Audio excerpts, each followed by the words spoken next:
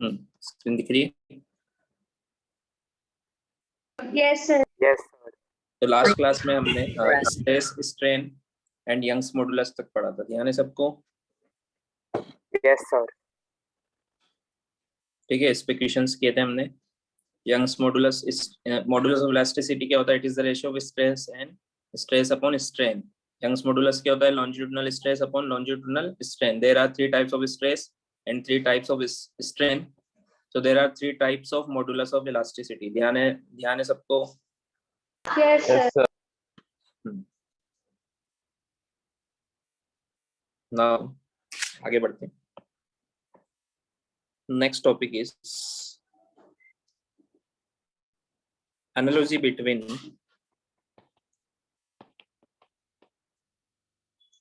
rod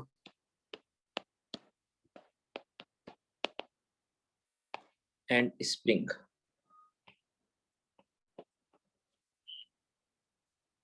analogy between rod and spring। देखो हमने spring के लिए पढ़ा था।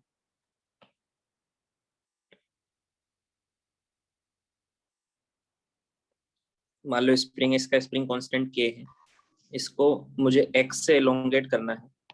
मान लो मैंने इस स्प्रिंग को x से एलोंगेट किया, तो स्प्रिंग में फोर्स कितना आता है? kx। Yes sir. Spring force is directly proportional to क्या होता है? एलोंगेशन। होता है कि नहीं होता है? जितना ज्यादा एलोंगेट करते जाओगे उतना स्प्रिंग फोर्स आएगा। समझ में आया क्या? सिमिलरली टू दिस, मेरे पास एक रोड है,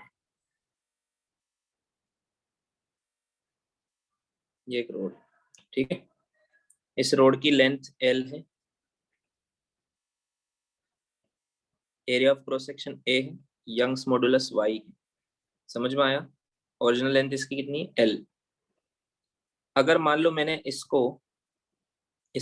x से इसको एलोंगेट किया, इसमें डिफॉर्मिंग फोर्स लगा के मैंने क्या किया? इसको x से एलोंगेट किया,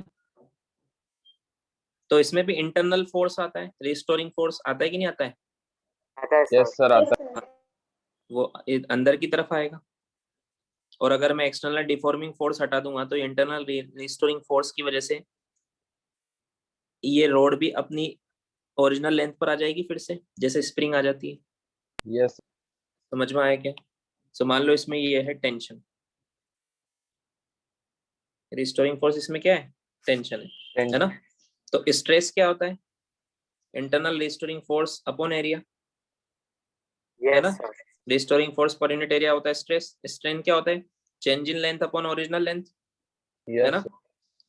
तो हमें क्या पता है यंग्स मॉडुलस क्या होता है? Longitudinal stress upon longitudinal strain. Longitudinal stress इसमें कितनी है? रिस्टोरिंग फोर्स कितना है? T अपॉन एरिया कितना है? A अपॉन स्ट्रेन कितना है? एलोंगेशन कितना हुआ? चेंज इन लेंथ कितना है? x अपॉन ओरिजिनल लेंथ, है ना? तो इसको क्या लिख सकता हूँ मैं? T into L upon AX, ऐसे लिख सकता हूँ ना? तो T क्या आ जाएगा? YA/L इंटू X, यह है ना T? Yes sir. समझ में आया क्या? तो देखो यहाँ पर भी y यंग्स मॉडुलस है, ये कांस्टेंट है, a कांस्टेंट है, l कांस्टेंट है, ये पूरी क्वांटिटी कांस्टेंट है कि नहीं है? यस। ओनली x को हम चेंज कर रहे हैं। x क्या है? एलोंगेशन। तो जितना ज्यादा आप डिफॉर्म करते जाओगे उतना ज्यादा इसमें इंटरनल रिस्टोरिंग फोर्स आएगा कि नहीं आएगा? Yes sir. तो here also t is directly proportional to x, like spring force, है कि नहीं है? Yes sir. और ये पूरा कांस्टेंट है, तो मैं इसको ऐसे लिख सकता हूँ, t is equal to kx, लिख सकता हूँ ना? और k की वैल्यू क्या है? YA/L। समझ में आया? तो जितने भी रोड वाले क्वेश्चंस हैं उनको हम इस तरह से सोल्व कर सकते हैं। जैसे मान लो ये रोड है जिसकी लेंथ है L है, area of cross section A और YA, तो इसको हम रिप्लेस कर देंगे। इसको क्या कर देंगे? रिप्लेस कर देंगे किससे? स्प्रिंग से, जिसका K कितना होगा? YA/L, और स्प्रिंग के सारे फॉर्मूले लगा देंगे। स्प्रिंग के हमने बहुत सारे क्वेश्चंस किए हैं वैसे भी, है ना, तो वो सारे क्वेश्चंस में स्प्रिंग की जगह रोड भी आ सकती है। समझ में आया क्या? Yes sir. लिखो।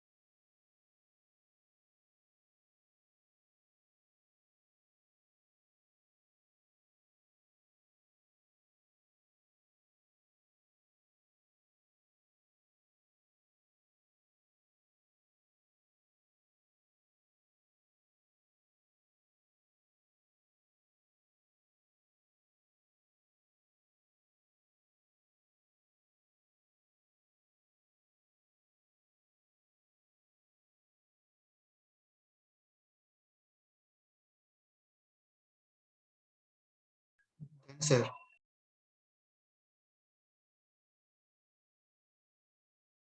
Yes, sir.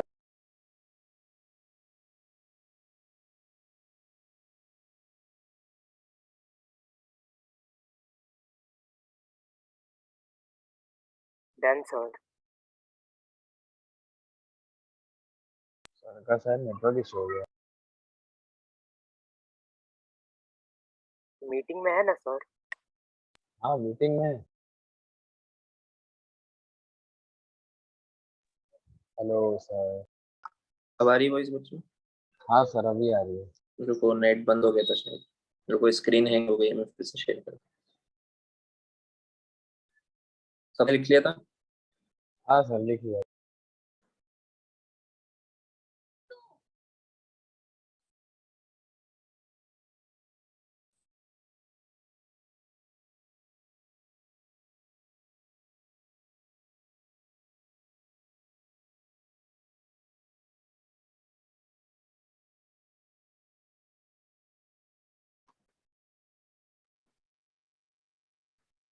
हटा दो ये पेज। हाँ सर। Yes sir. अब जैसे मान लो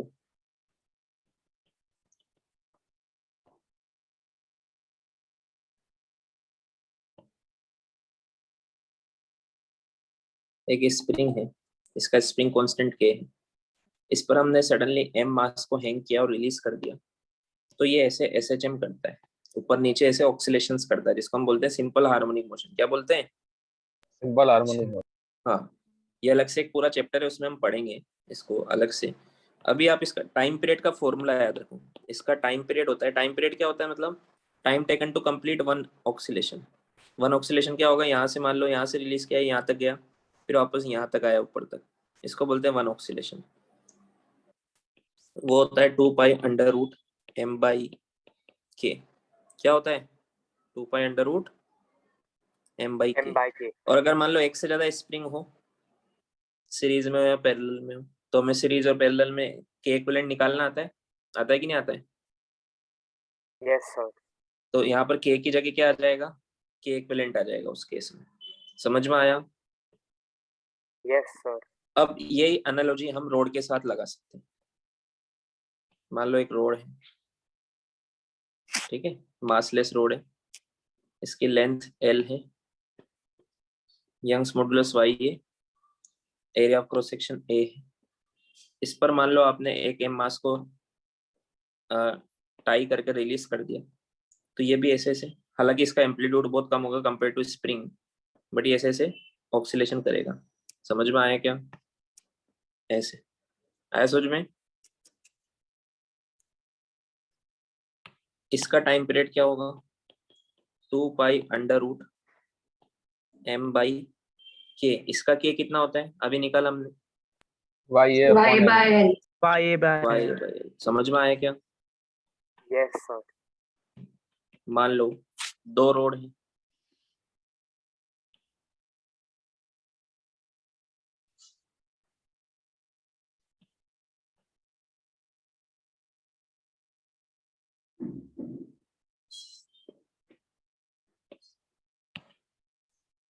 ठीक है, ये सीरीज में है पैरेलल में? Parallel।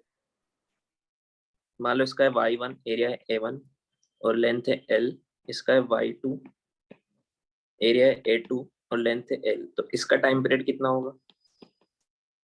2 pi under root m by K equivalent. K equivalent कैसे निकालते हैं पैरेलल में? पैरेलल में कैसे निकालते हैं स्प्रिंग का? वैसे इसका निकालेंगे k1 plus k2।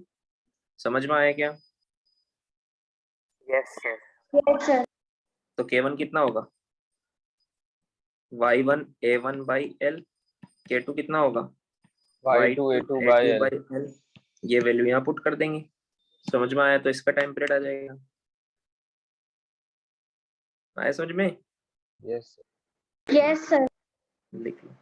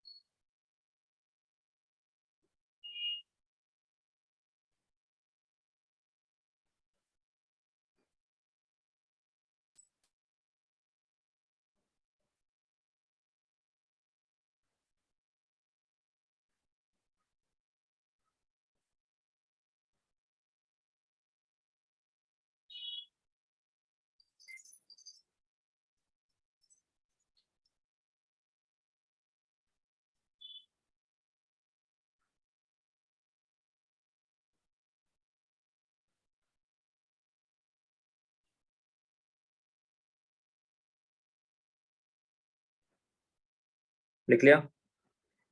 No sir। Yes sir।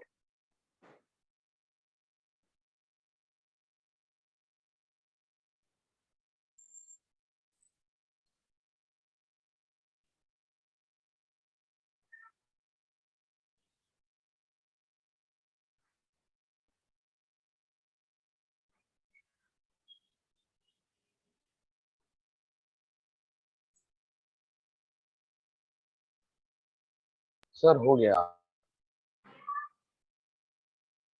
हटा दो ना? Yes sir। नेक्स्ट लिखो elastic potential energy of a road.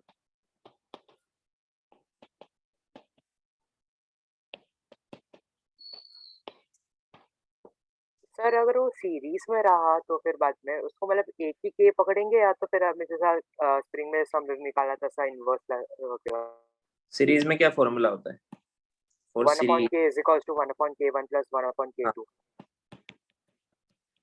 ये होगा, है ना? तो k1 k2 की वैल्यू पुट करके सीरीज में k निकाल लेंगे और k की वैल्यू यहाँ पुट कर देंगे। समझ में आया? k equivalent. Yes sir. But लेकिन सर इसको एक ही नहीं पकड़ सकते हम लोग अगर रॉड दो लगा रहेगा तो। दोनों का y1 सब अलग अलग है ना, एरिया अलग होगा, y1 अलग होगा, तो सब दोनों का k अलग अलग आएगा। समझ यस में सर। आया?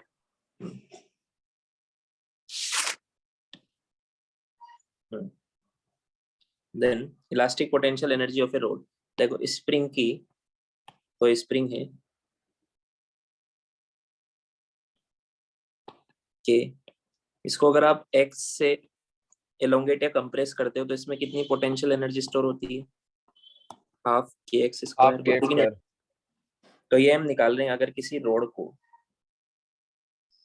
अगर मैं x से एलोंगेट या कंप्रेस करूं तो उसमें कितनी पोटेंशियल एनर्जी स्टोर होगी?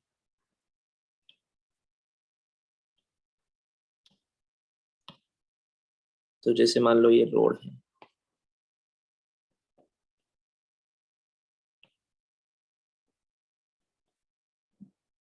इसको मैंने x से एलोंगेट कर दिया, है ना? इस रोड की इनिशियल लेंथ थी l, original length, area of cross section a है, यंग्स मॉडुलस y, है ना? तो इसमें कितनी पोटेंशियल एनर्जी स्टोर होगी? फॉर्मूला वही लगेगा स्प्रिंग वाला, हाफ के एक्स स्क्वायर। एलोंगेशन कितना है इसमें? x, यस है ना? सर। k की वैल्यू क्या रखेंगे इसमें? Y A by by A by L. Into X square. समझ में आया? Yes sir. ठीक है। एक तरीका तो ये फॉर्मूला तो आपको याद रखने की जरूरत ही नहीं है, हाफ के एक्स स्क्वायर पता ही है, के की वैल्यू वाई बाई एल रख दो, एक्स क्या एलोंगेशन। समझ में आया? बट एक और फॉर्मूला है जो हमें याद रखना चाहिए, वो डिराइव करते हैं। हाफ क्या फॉर्मूला है पोटेंशियल एनर्जी का? Y A by L into X square. इसमें मैं एल से मल्टीप्लाई, इसमें मैं एल से मल्टीप्लाई या डिवाइड करूं, कोई फर्क पड़ेगा क्या? नो सर, नहीं पड़ेगा। No, sir. कोई फर्क नहीं पड़ेगा ना? तो ये नहीं क्या बन सर। जाएगा देखो, half by area into length को मैं एक साथ लिख रहा हूँ, एक्स स्क्वायर अपॉन नीचे क्या बन गया, एल स्क्वायर, ऐसे लिख रहा हूँ। समझ में आया? Yes sir. Area into length, area क्या है इस रोड का? क्रॉस सेक्शनल एरिया, और ये लेंथ है। एरिया इंटू लेंथ करोगे तो वॉल्यूम आएगा इस रोड का, है ना?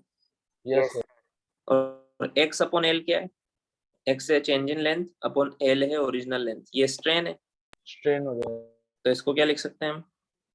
1/2 into Y into B. Strain का square into volume. Yes sir. समझ में आया? तो पोटेंशियल एनर्जी पर यूनिट वॉल्यूम कितना आएगा?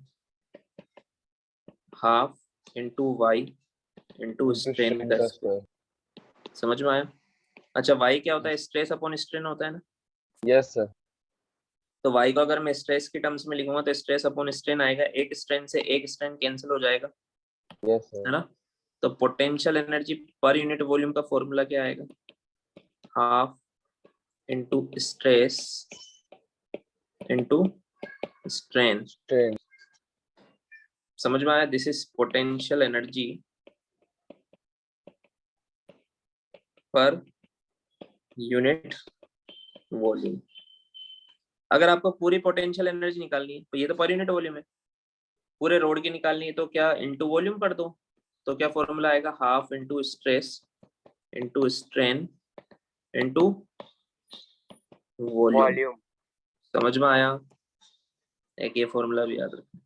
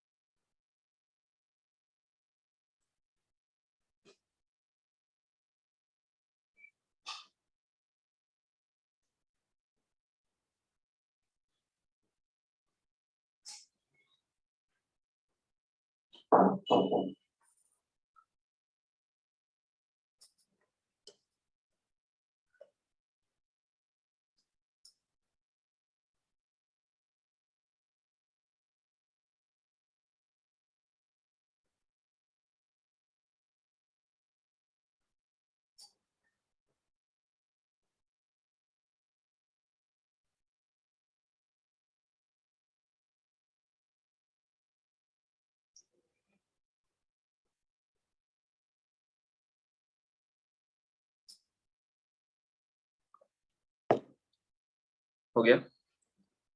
Yes, sir.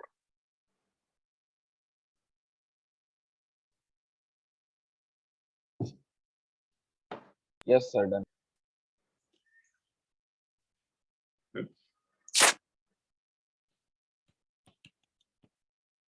क्वेश्चन करते हैं। एक मासलेस रोड है,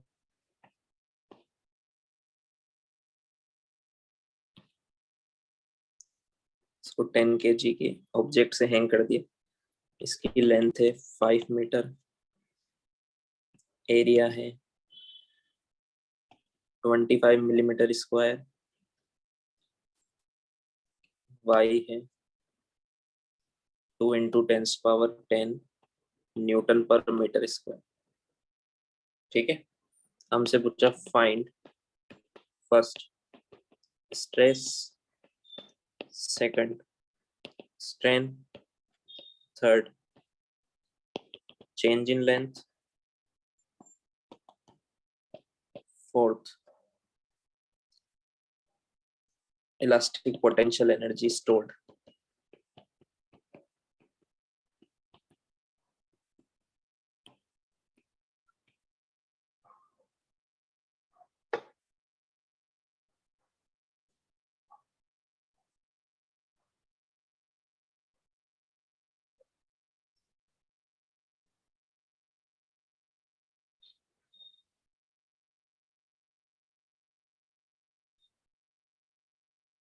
ट्राई कर रहे हो ना? Yes, sir. Yes, sir.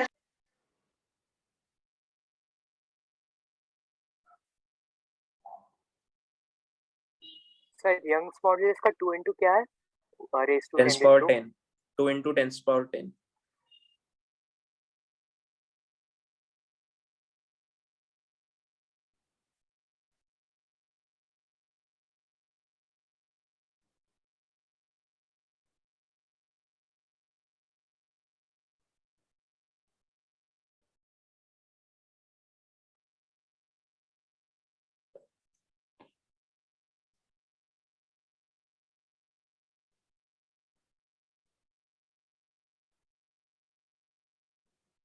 सही answer.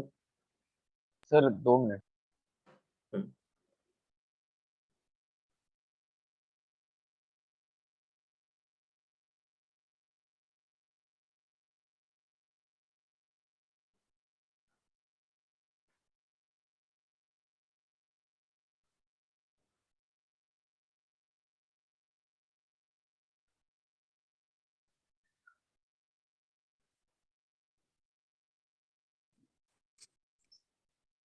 (2020 was a dull year.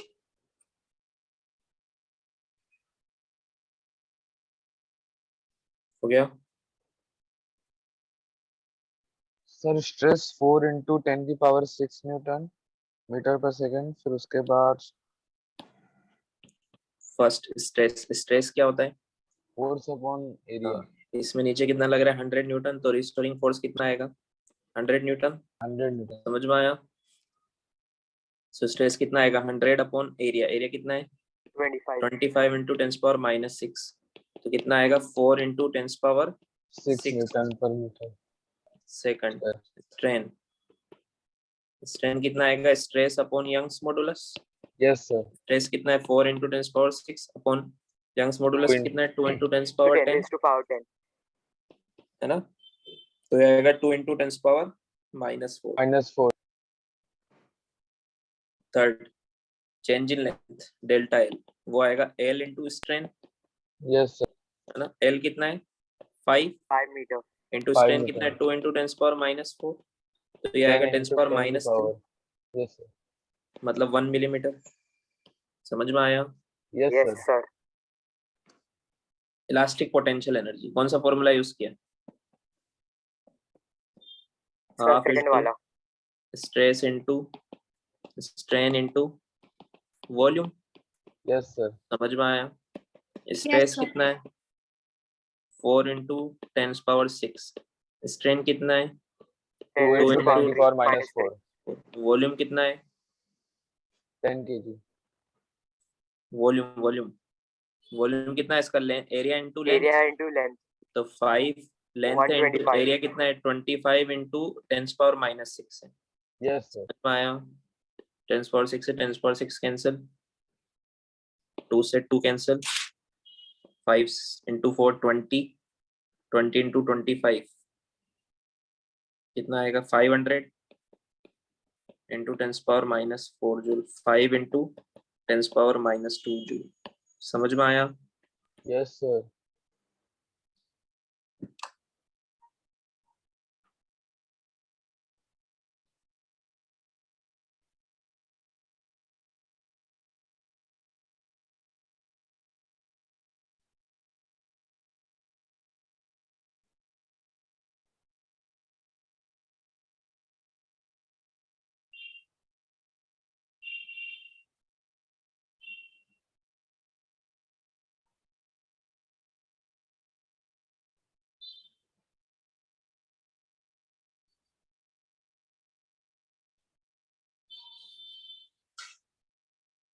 हो गया? No sir. यस लिखो।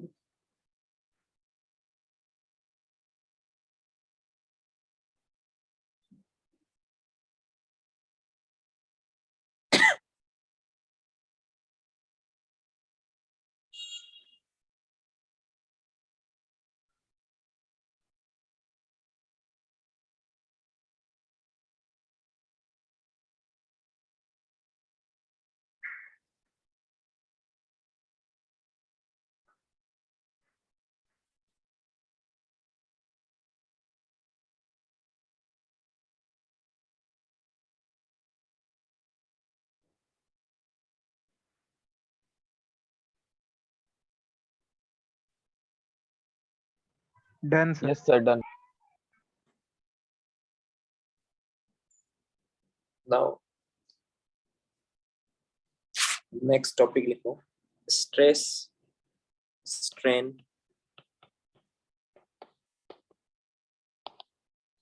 कर्व।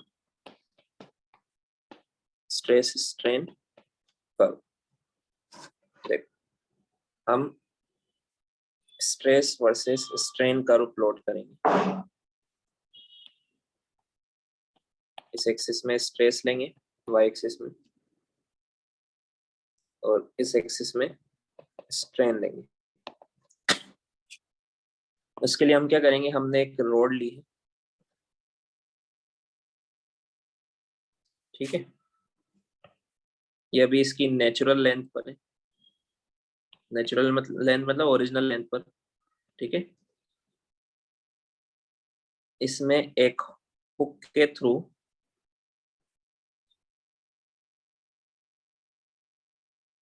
हम इसमें ऐसे मास ऐड करते जाएंगे। जैसे एक मास ऐड किया, फिर एक और मास ऐड किया। समझ में आया क्या? Yes, sir. Yes sir. तो उससे क्या आएगा? इसमें स्ट्रेन आएगा, है ना? इसके अंदर क्या आएगा? स्ट्रेन, मतलब डिफॉर्म होगी बॉडी, स्ट्रेस यस भी सर। आएगा और स्ट्रेन भी आएगा, ठीक है? और यस सर। इधर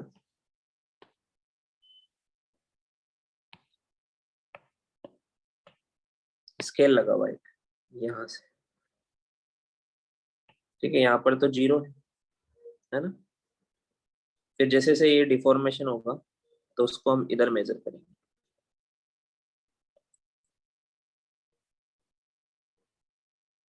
समझ में आया?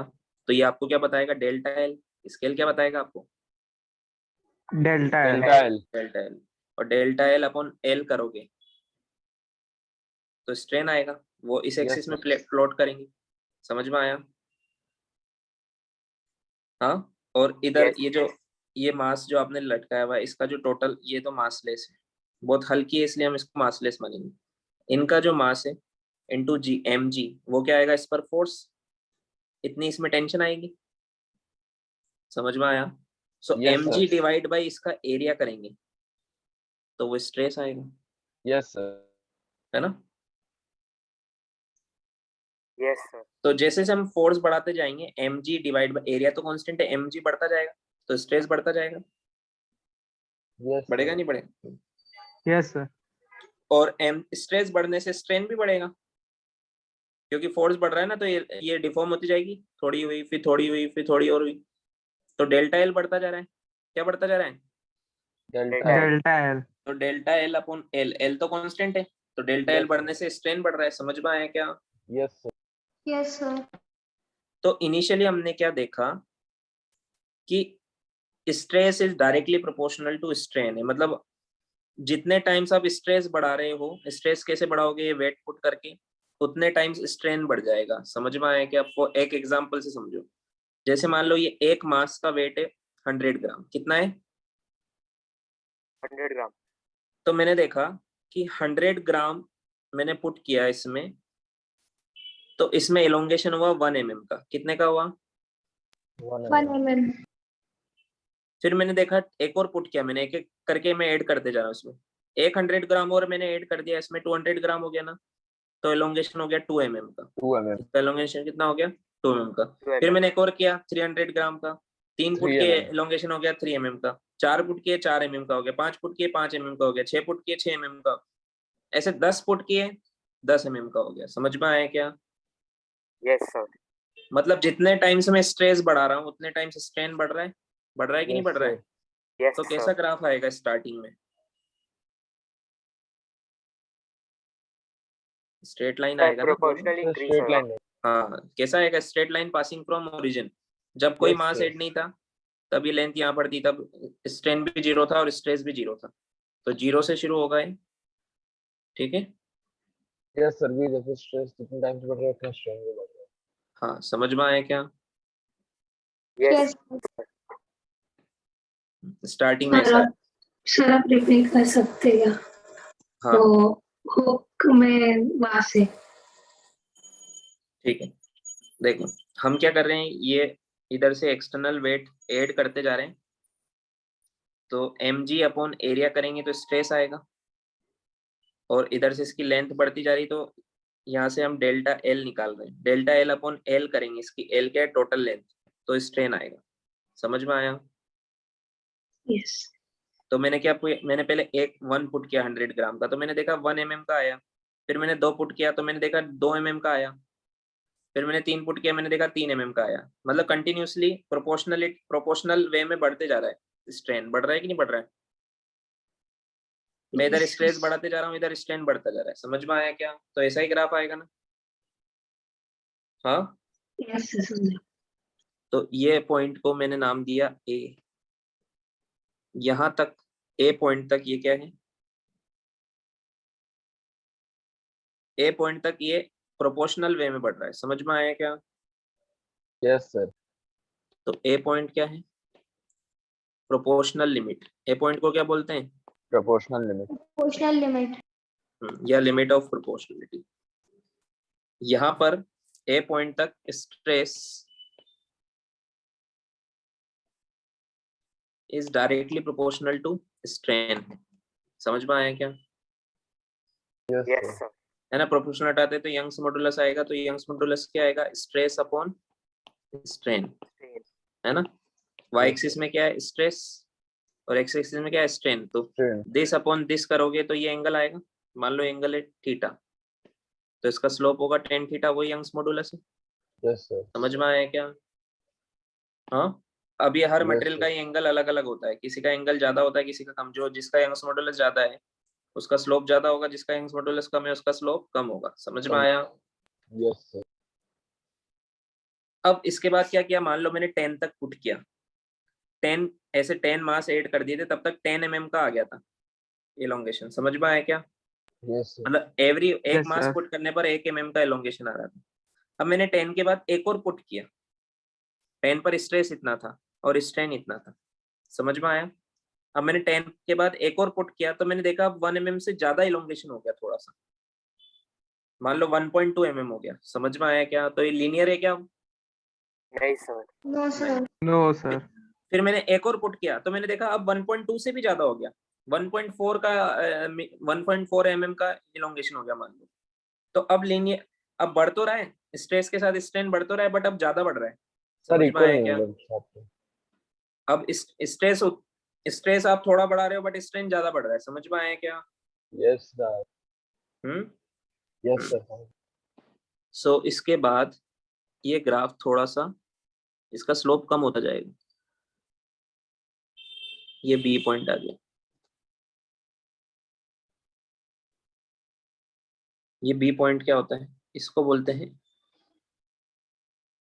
Elastic limit. क्या बोलते हैं? Elastic level. Elastic limit. हाँ, या फिर यील्ड पॉइंट बोलते हैं इसको। इसका क्या मीनिंग होता है? इसके देखो, बाद में आगे और एक्सटेंड नहीं होगा। होगा तो सही, लेकिन उसके आगे की कहानी मैं आपको बाद में बताऊंगा। इतनी स्ट्रेस तक और इसके बदले जो स्ट्रेन आया वो ये आया। समझ में आया कि हालांकि इसको ज्यादा लाइन नहीं बनाता हूँ। इतनी स्ट्रेस तक और इसके करंट करस्पॉन्डिंग इतना स्ट्रेन आया, है ना? यहाँ तक बॉडी इलास्टिक है।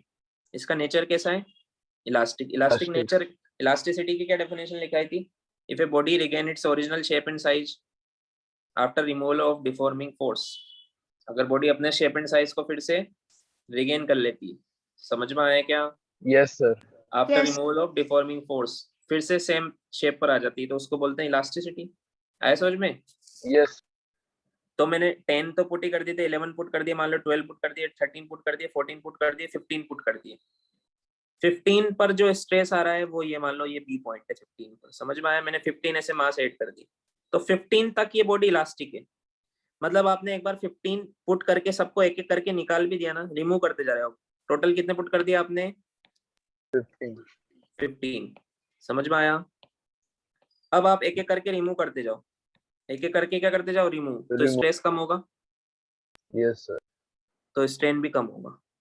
स्ट्रेन मतलब डिफॉर्मेशन। मान लो रोड यहाँ तक आ गई थी तो रोड वापस एक एक करके कम करते जा रहे हो ना, तो Yes, रोड sir. वापस छोटी होती जाएगी। समझ में आया क्या? एंड फाइनली जब आप पूरे का पूरा निकाल लोगे 15 का 15 तो फिर से रोड इस लेवल पर आ जाएगी, यहाँ तक फिर से पुराने वाले शेप में आ जाएगी, ओरिजिनल लेंथ पर आ जाएगी। समझ में आया क्या?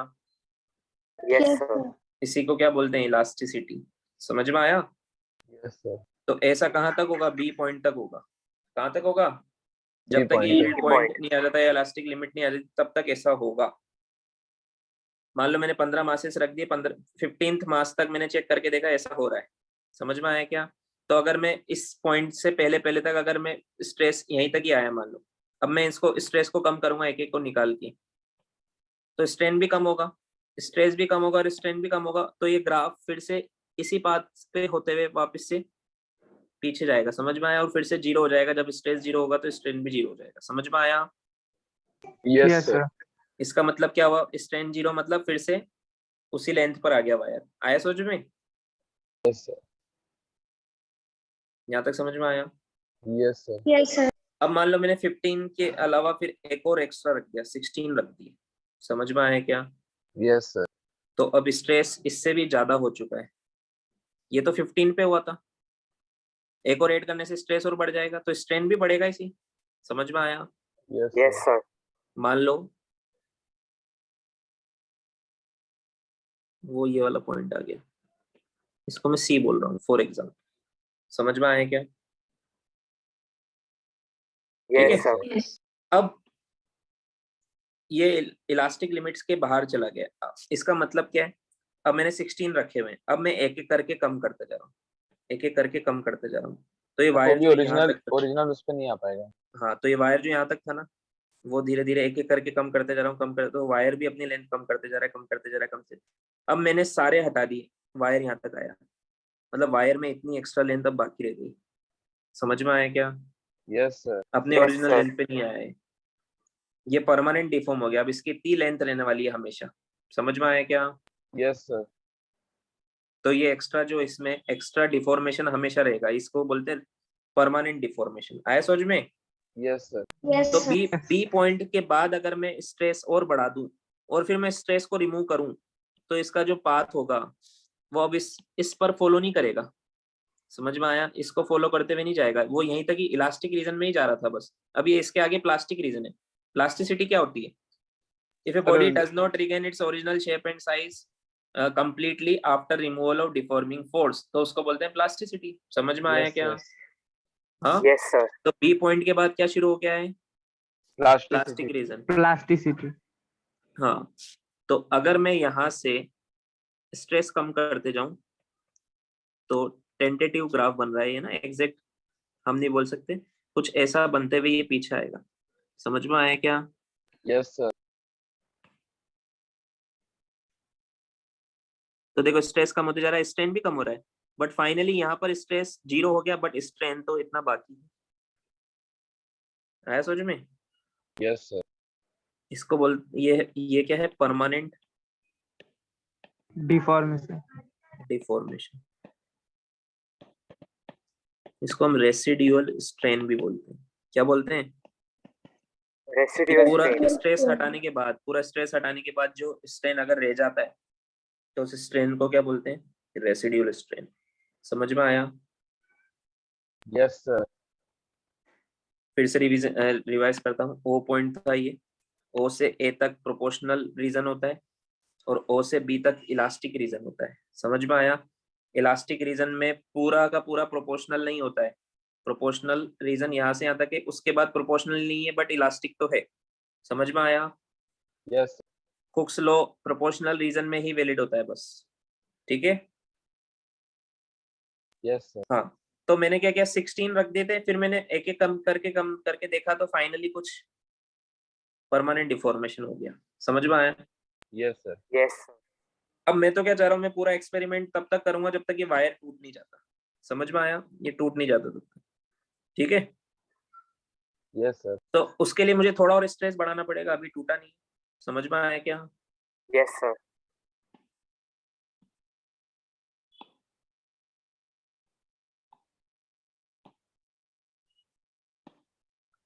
थोड़ा और स्ट्रेस बढ़ाते हैं तो देखते हैं क्या ग्राफ बनता है। स्ट्रेस कैसे बढ़ाएंगे?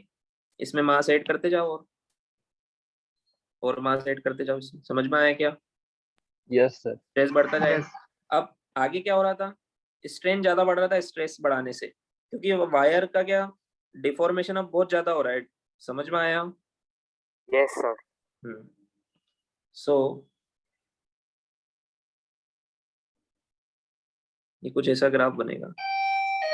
ये एक और पॉइंट होता है डी। ठीक है? Yes sir.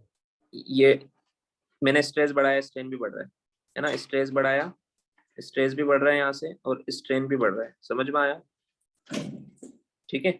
सो ये डी पॉइंट पर जो स्ट्रेस होती है इसको बोलते हैं ब्रेकिंग स्ट्रेस। क्या बोलते हैं? Breaking Breaking stress. stress. Breaking Break- stress. Breaking stress. ठीक है? अगर इतनी स्ट्रेस आपने बढ़ा दी, कर दी, तो ये वायर का ब्रेक होना पक्का है। अब आप कुछ नहीं कर सकते। समझ में आया क्या? अब जैसे मान लो 15 पर ये आया था, है ना? अब मान लो ये आ गया 20 पर। इतना स्ट्रेस कितने पर आ गया?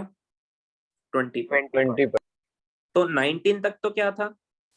यहाँ तक तो क्या था? अगर आपने 19 रख दी, प्लास्टिसिटी। हाँ, तो 19 तक क्या होगा कि अगर आप 19 एक एक कम करते जाओगे ना तो ये फिर से पीछे स्ट्रेस कम होता जाएगा और स्ट्रेन कम होता जाएगा। समझ में आया? Yes sir. और फाइनली स्ट्रेस 0 हो जाएगा और इसमें कुछ परमानेंट डिफॉर्मेशन आ जाएगा, बट ये टूटेगा नहीं। बट जैसे 20 कर दिया आपने, जैसे क्या कर दिया 20। तो इसमें इतना स्ट्रेस आ चुका है कि अब ये टूटने वाला है। समझ में आया क्या? अब आप कुछ नहीं कर सकते। एक बार 20 आपने रख दिया इस पे, अब आप चाहो तो सारों को हटा दो, फिर भी टूटेगा है। समझ में आया क्या? फिर भी फ्रैक्चर होगा इसमें। समझ Yes में sir. आया? Yes sir. तो मैंने क्या किया, 20 रख दिए। 20 पर आ गया ब्रेकिंग स्ट्रेस। क्या आ गया? Breaking Breaking stress. Breaking stress. अब मैं एक एक कम कर रहा हूँ, एक एक करके कम कर रहा हूँ, इसलिए देखो उसके आगे स्ट्रेस कम हो रही है। स्ट्रेस कम हो रही है ना? Yes समझ में sir. आया क्या? स्ट्रेस कम हो रही है, बट स्ट्रेन फिर भी बढ़ रही है। देखो मैं एक एक करके उठाते जा रहा हूँ इसमें से, बट इसका स्ट्रेन बढ़ना मतलब इसके वायर का लंबा होना रुक नहीं रहा है। समझ में आया क्या? Yes Yes, sir. sir. तो डी पॉइंट के बाद क्या होगा, एक बार ब्रेकिंग स्ट्रेस आने के बाद क्या होगा, ये ऐसे मूव होगा जैसे फ्लूइड मूव नहीं होता है। Strain will increase continuously strain increase होगा, मतलब इसकी लेंथ इंक्रीज होगी तभी तो स्ट्रेन इंक्रीज होगा, और ये Yes, वायर sir. पतला होता जाएगा। समझ में आया क्या? Yes, sir. सर और ब्रेकिंग ये पॉइंट पे जो रॉड है जो दो हिस्सों में बट नहीं गया, वैसा नहीं हो गया? नहीं, यहाँ नहीं हुआ अभी, यहाँ पर तो स्ट्रेस उतना आया है, ये यहाँ पर तो उतना मैक्सिमम स्ट्रेस आ गया कि अब आप कुछ नहीं कर सकते। अब आप इनको हटाने भी लग जाओगे ना, ये टूटेगा सर कब? तो मतलब टूटेगा नहीं ना, मतलब इस पे ब्रेकिंग एकदम स्ट्रेस? जरूरी नहीं यही टूट जाएगा, ऐसा जरूर। ये कब टूटेगा, जब ये एकदम पतला हो जाएगा। समझ में आया क्या? Yes sir. Yes sir. तो पतला होने के लिए इसका स्ट्रेन और बढ़ना चाहिए ना एकदम। आया समझ में? Yes sir. एकदम यहाँ के यहाँ नहीं Yes, sir. टूटेगा ये, ठीक है? ये तो स्ट्रेस का लेवल है, इसके करस्पॉन्डिंग मान लो स्ट्रेन ये आया। समझ में आया? हो सकता है अभी भी जुड़ा हुआ तो है ये स्ट्रेस, यहाँ आते ही जुड़ा हुआ तो है ना आपस में ये। समझ में Yes, आया sir. क्या? फ्रैक्चर हो जाएगा। हाँ, तो अब आप कुछ नहीं कर सकते, आप चाहे आप सारे हटा दो तो भी इसका स्ट्रेन तो बढ़ेगा, तो भी इसका स्ट्रेन बढ़ेगा। स्ट्रेन तो बढ़ रहा है इस एक्सिस में। अब स्ट्रेन बढ़ रहा है मतलब ये लंबा होता जा रहा है, पतला होता जा रहा है साथ में। Yes sir. समझ में आया? Yes sir. और ये उसके बाद ये फ्लूइड की तरह बिहेव करने लगेगा, एकदम ऐसे लंबा होता जाएगा। समझ में आया? और इतना लंबा हो जाएगा तो बहुत पतला हो जाएगा, तो एकदम बीच में से ब्रेक हो जाएगा। तो एक पॉइंट कहीं आएगा आगे जाके ई, जिसको हम बोलेंगे फ्रैक्चर पॉइंट या रप्चर पॉइंट। समझ में आया? एक बार आपने 20 ऐसे मास रख दिए, उसके बाद आप चाहे हटा भी दो तो भी ब्रेक तो होगा इसी। समझ में आया? Yes sir. अगर आपने 19 पे हटाया तो फिर ब्रेक नहीं होता है। यहाँ हटाते ना आप, तो फिर ये ऐसे पीछे फॉलो करते हुए कुछ परमानेंट डिफॉर्मेशन रह जाता, बट ब्रेक नहीं होता। समझ में आया? Yes sir. लिखो इसको। हाँ, एक दो चीजें और देख लो। ओ से बी तक का रीजन क्या है? इलास्टिक। Less. प्लास्टिक रीजन है। और बी से ई तक का रीजन क्या है? Plastic. Plastic. Elastic. Plastic reason. समझ में आया? Yes sir. बी पॉइंट क्या है? इलास्टिक लिमिट है। डी क्या है? सी तो ये पॉइंट जनरल लिया मैंने, इसको आप यहाँ ले सकते हो, यहाँ ले सकते हो, कहीं भी ले सकते हो। सी वो पॉइंट है जहां से अगर आप लोड को कम करोगे तो कुछ डिफॉर्मेशन परमानेंट रह जाएगा। समझ में आया? C is a point which lies in the plastic region. आया समझ में? Yes sir. E is a fracture point, जिस पॉइंट पर ये वायर ब्रेक हो जाएगा।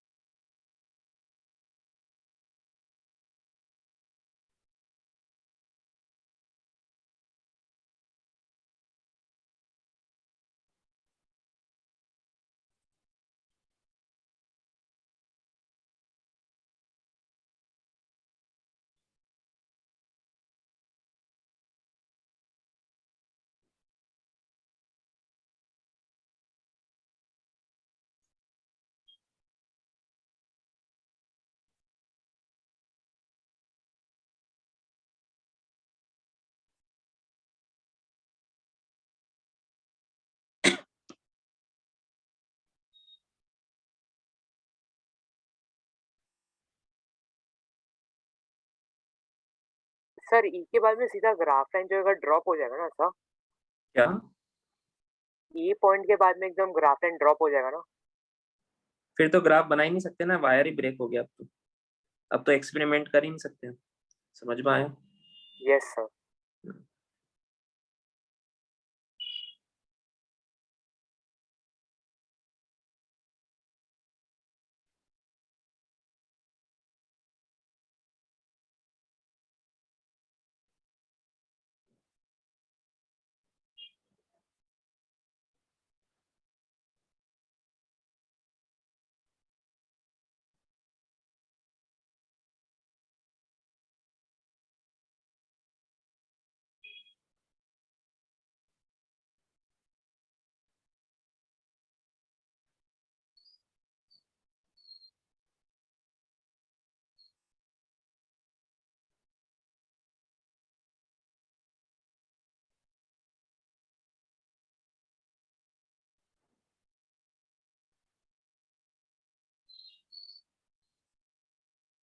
हो गया?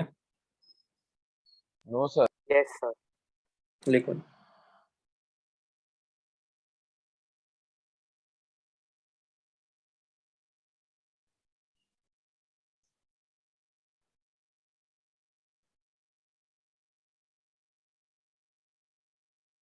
सर जो परमानेंट डिफॉर्मेशन है वो कुछ प्रोपोर्शनल रहेगा क्या, जैसा स्ट्रेन इंक्रीज हो रहा था? क्या बोल रहे हो? परमानेंट डिफॉर्मेशन जो है उसका वो कोई कुछ उसका कोई प्रोपोर्शनल? फॉर्मूला नहीं, कोई रूल नहीं है। बस ये कि हाँ, जितना बाद में आप इसको हटाओगे उतना ज्यादा परमानेंट डिफॉर्मेशन आएगा।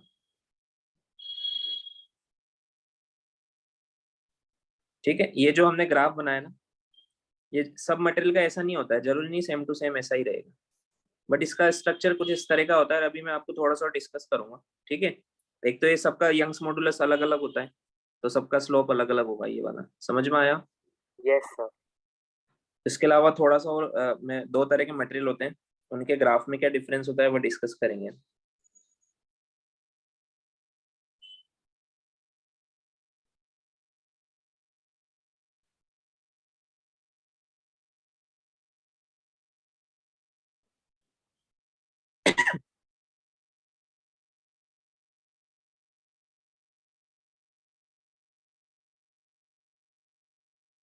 हो गया? Sir done. अब देखो, दो तरह के मटेरियल होते हैं, एक को हम बोलते हैं डक्टाइल या टेंसाइल।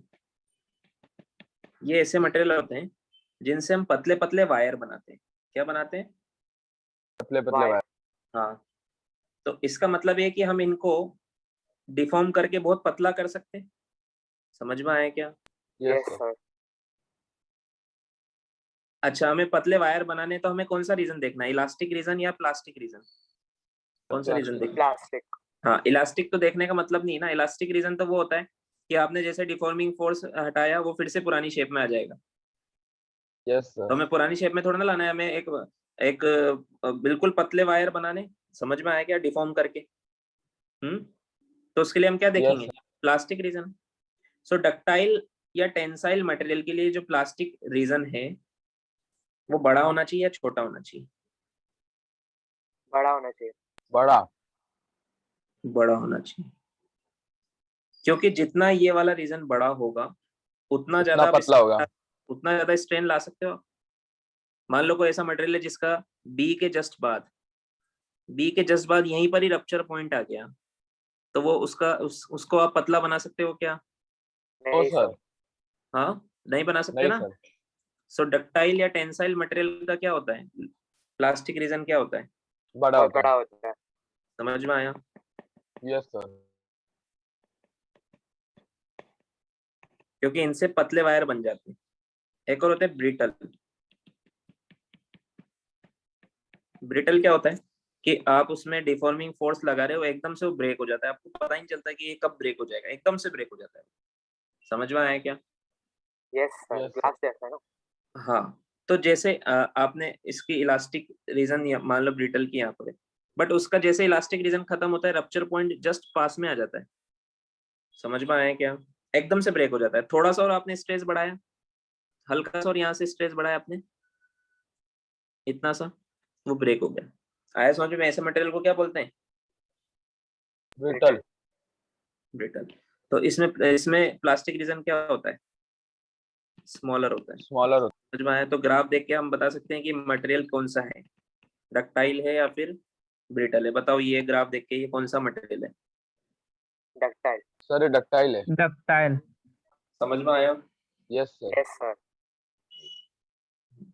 लिख लो।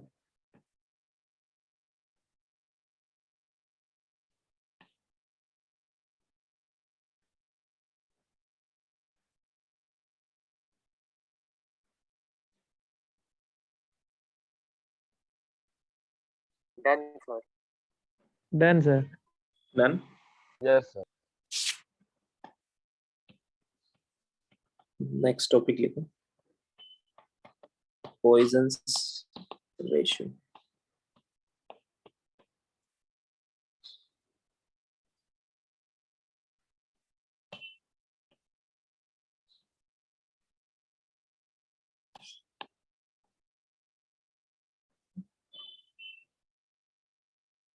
देखो ये एक रोड है,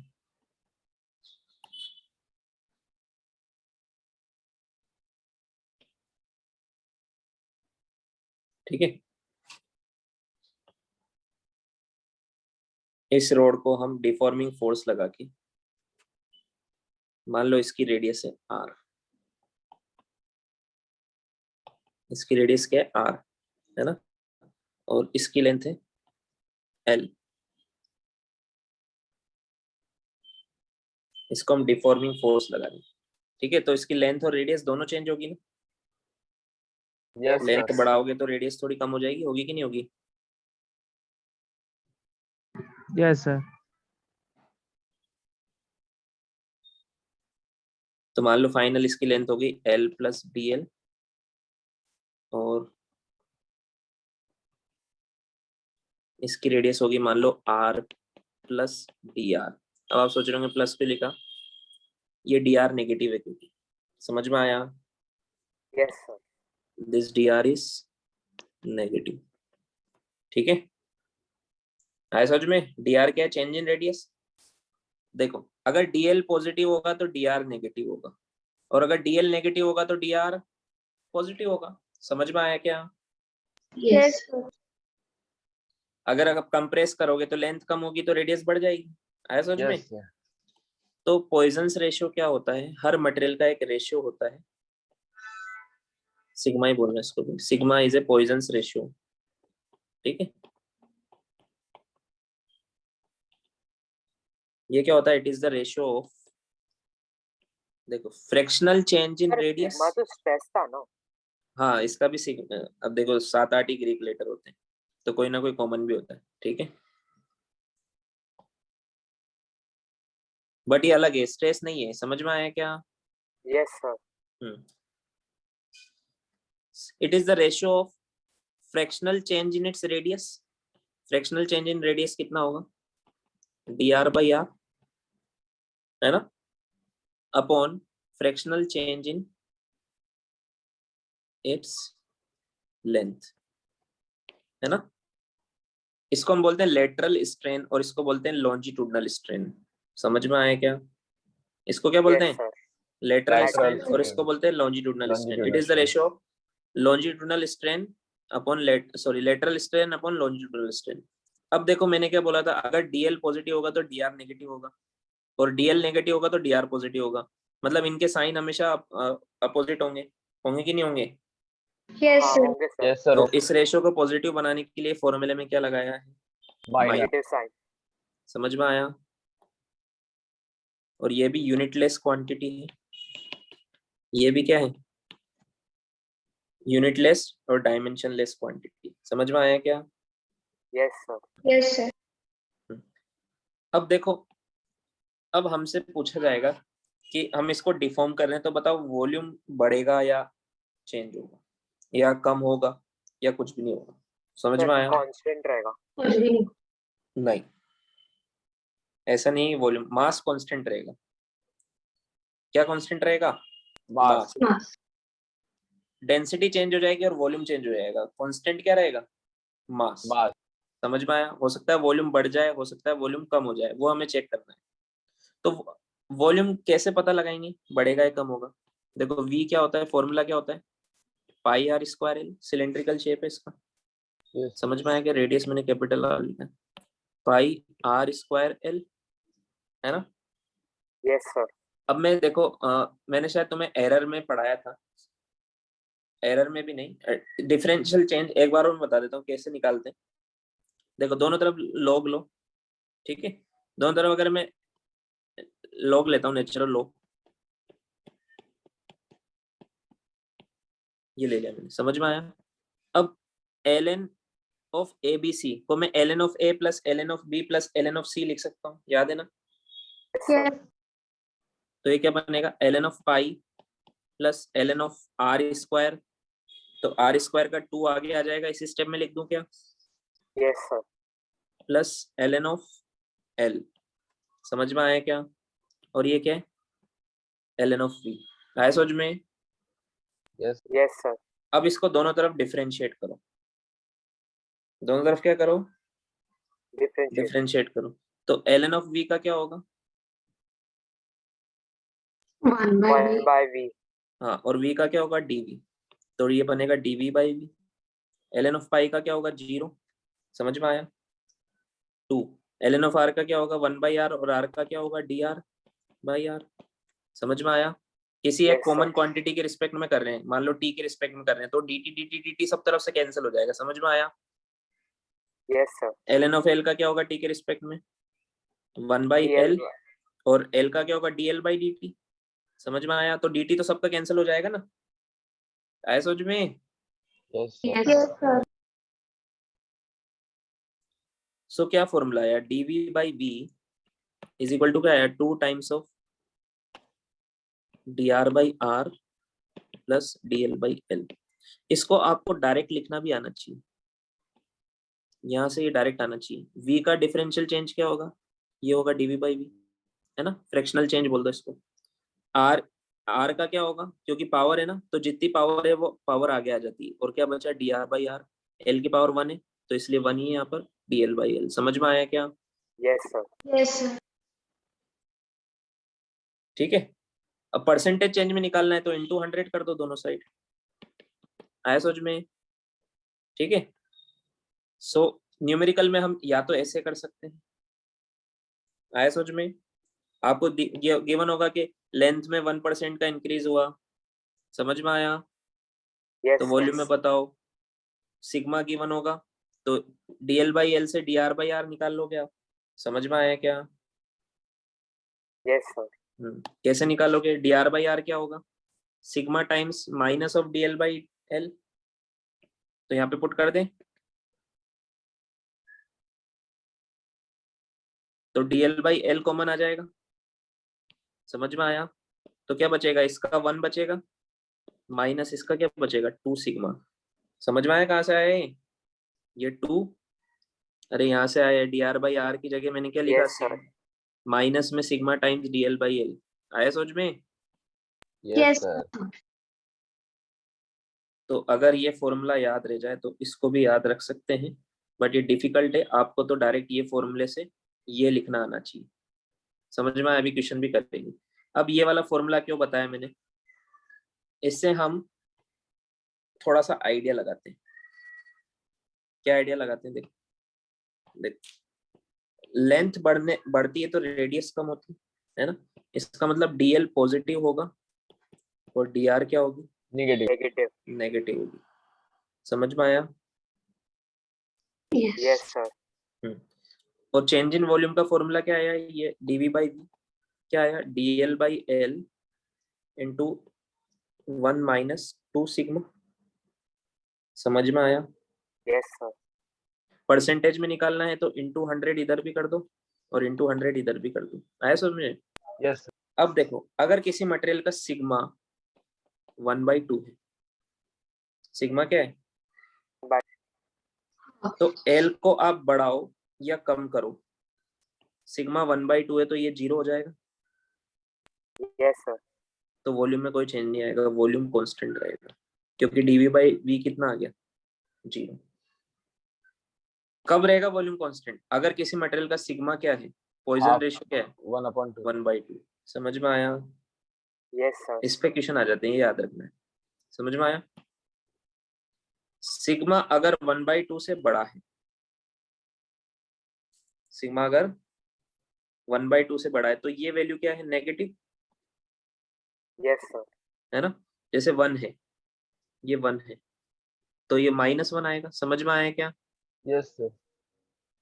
तो ये नेगेटिव है तो डीवी बाई वी नेगेटिव आएगा। अगर आप एल को बढ़ाओगे तो, एल को बढ़ाओगे तो वी कम होगा। समझ में आया? Yes क्योंकि sir. एल को Yes, बढ़ाओगे sir. तो डीएल तो पॉजिटिव है और ये वैल्यू नेगेटिव है, तो पॉजिटिव इंटू नेगेटिव करोगे तो ये नेगेटिव आएगा। समझ में आया क्या? Yes. और Yes, एल sir. को कम करोगे तो वी बढ़ेगा। समझ में आया? ऐसा कब एल को Yes. बढ़ाने से वी कब कम होगा? अगर सिग्मा 1/2 से, 0 तो एक ही केस में होगा बस ये। अगर सिग्मा 1/2 से बड़ा है तो अगर डीएल पॉजिटिव है तो ये पूरी वैल्यू नेगेटिव आएगी, और अगर डीएल नेगेटिव है तो नेगेटिव और नेगेटिव मिलके पूरी वैल्यू पॉजिटिव आएगी। समझ में आया? पॉजिटिव मतलब Yes. DV by V positive मतलब वी वॉल्यूम बढ़ रहा है। समझ में आया? Yes, sir. Yes sir. और अगर सिग्मा 1/2 से कम है, जैसे 1/4 है, तो ये 2 से 2 टाइम्स तो 1, ये पॉजिटिव आया। समझ में आया? Yes sir. Yes, sir. तो लेंथ बढ़ाओगे तो डीएल भी पॉजिटिव, ये भी पॉजिटिव, तो वॉल्यूम बढ़ेगा। आया समझ में? Yes sir. Yes, sir. Length बढ़ाने से रेडियस कम हो रही है बट फिर भी वॉल्यूम बढ़ रहा है। समझ में आया क्या? Yes, sir. और लेंथ कम करोगे तो दोनों लेंथ डीएल नेगेटिव बट वो पॉजिटिव, तो वी ये पूरा नेगेटिव आएगा फिर, तो वॉल्यूम कम होगा। आया समझ में? Yes, sir. इसको लिखो, मैं आता हूँ।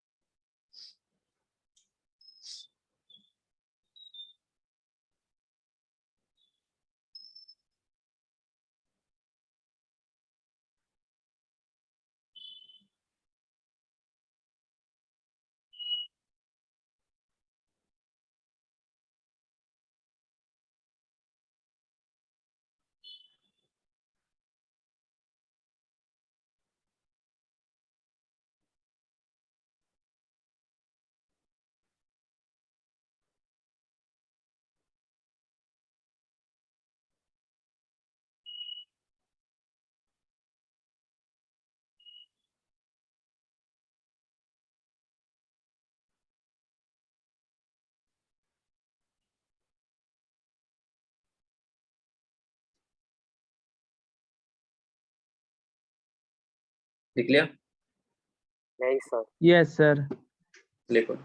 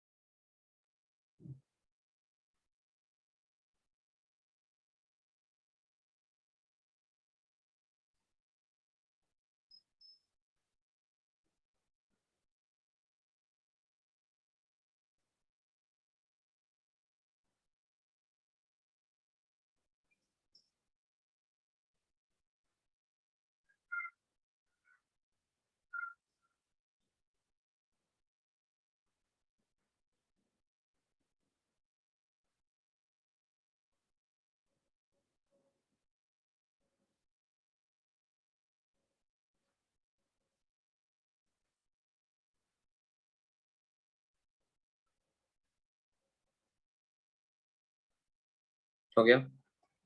Yes sir.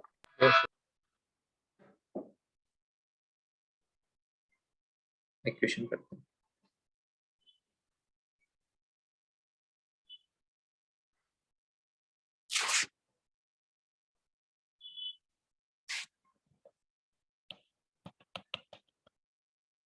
A wire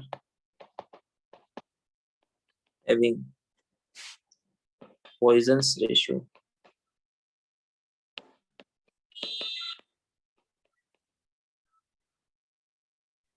sigma equal to 1/4 is stressed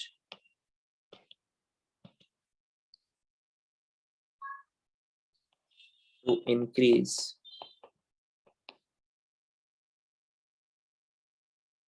length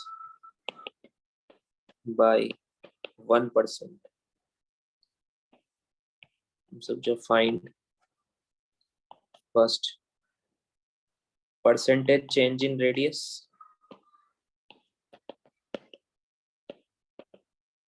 second percentage change in volume,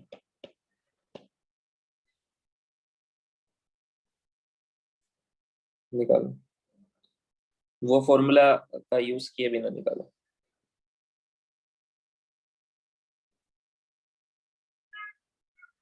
sir use करके या बिना यूज करके? बिना यूज की।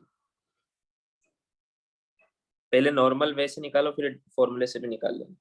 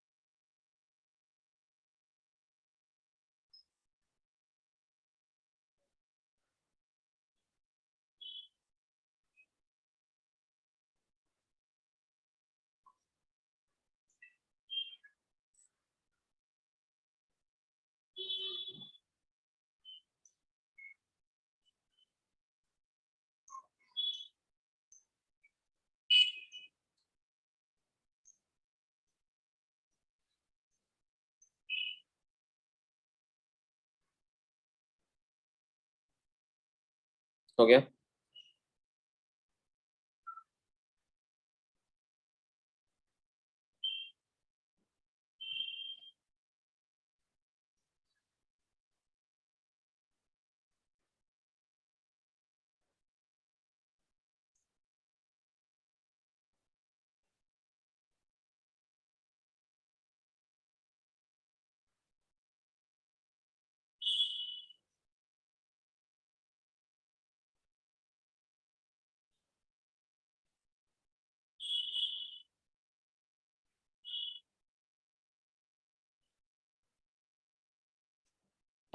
चलो देखो सिग्मा क्या होता है? Minus dr/r upon dl/l। अच्छा, फॉर्मूले में इसको देखो, जो रेडियस का डिफरेंशियल चेंज होगा वही डायमीटर का भी होगा। होगा कि नहीं होगा? Yes sir. तो ये भी लिख लो। समझ में आया क्या? जितने टाइम्स देखो, मान लो डायमीटर 2% से इंक्रीज हुआ तो रेडियस भी तो 2% से इंक्रीज या डिक्रीज होगी। समझ में आया? Yes, sir. Yes sir. है ना? तो ये भी सही है। ठीक है।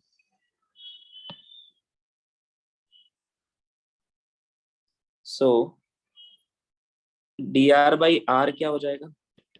Minus of sigma into dl/l, है ना? और परसेंटेज चेंज निकालना है तो इंटू 100 कर दो दोनों तरफ, इंटू 100। समझ में आया क्या? तो सिग्मा की वैल्यू कितनी है? 1/4 इंटू dl/l इंटू 100 हमें गिवन है 1%। समझ में आया? तो कितना Yes, sir. आंसर आएगा? माइनस का 0.25%। माइनस मतलब 0.25% से रेडियस क्या हो रही है? डिक्रीज हो रही है। समझ में आया? Yes sir. Yes sir.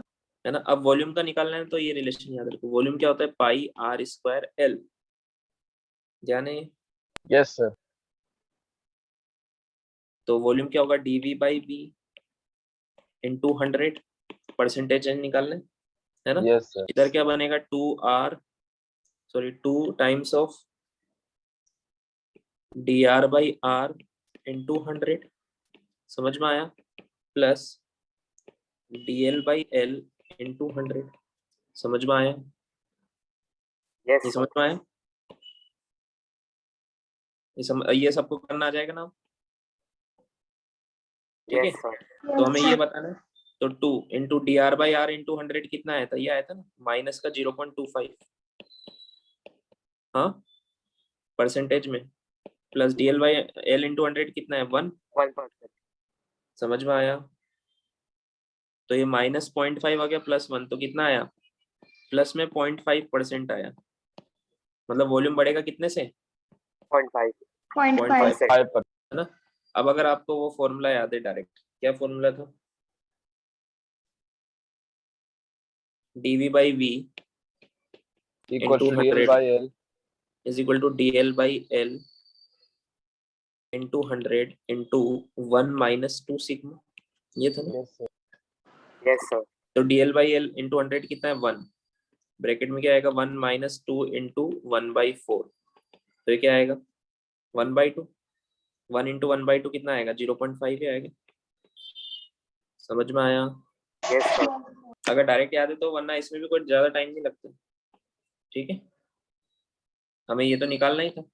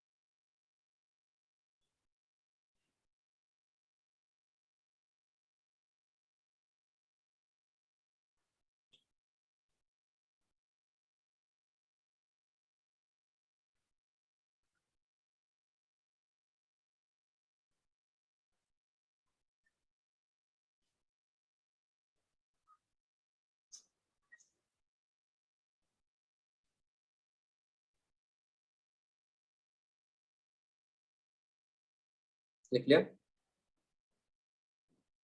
2 minute sir.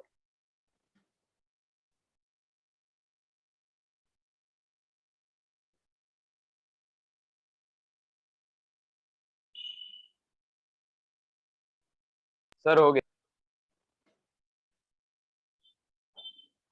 Done sir.